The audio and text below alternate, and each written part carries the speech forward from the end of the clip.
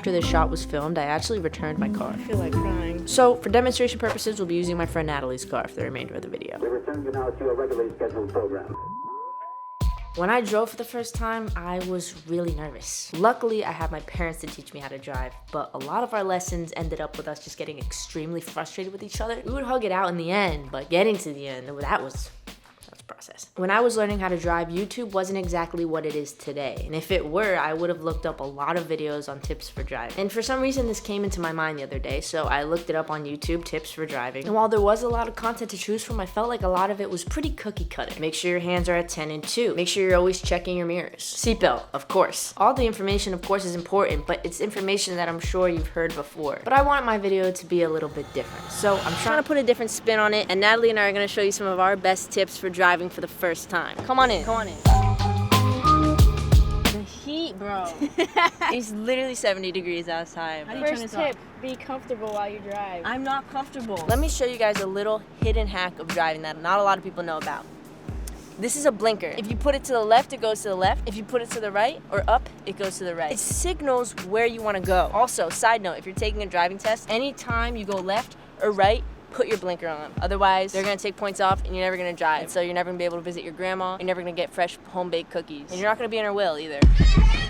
Okay, so the next tip that we got here for you. If you're taking a driving test, you have to make sure you adjust your mirrors. Even if you're not actually adjusting them, like just if you touch the mirror, you'll be good. So make sure you're like, oh, you know, where am I going? What am I seeing? I'm gonna interrupt myself for a second here. Obviously, you should really make sure your mirrors are adjusted, but the point of what I'm trying to say is that when you're taking a driving test, make sure you're actively checking your mirrors.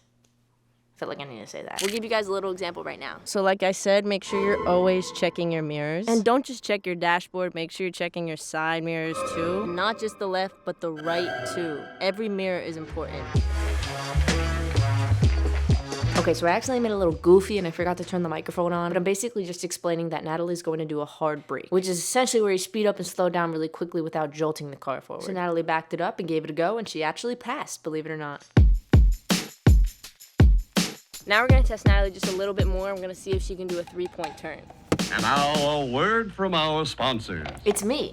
I'm the sponsor. Let me get the product. So you guys know I'm trying to do more book reviews on this channel, and this is this week's The Psychology of Money, which I'm sure is a book you've definitely heard of before. The amount of times I've heard a YouTuber suggest this book, it's ridiculous. But I think it's in good reason because it's actually pretty educational and it's entertaining at the same time. What's interesting about it is that it tells real world stories of people that made different financial decisions that ultimately impacted their lives and their businesses, and how you can take the lessons from those stories and translate it into your own life. So if you're at a point of your life where you need to start thinking about investing money, saving money, making money, I recommend giving this book a try. I put an affiliate link to it in the description below, so check it out.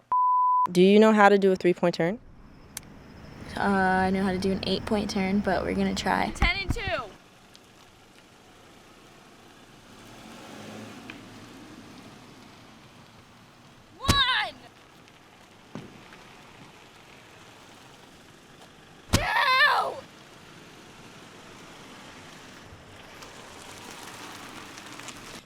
Congratulations, you just got your learner's permit. Are you proud of yourself today?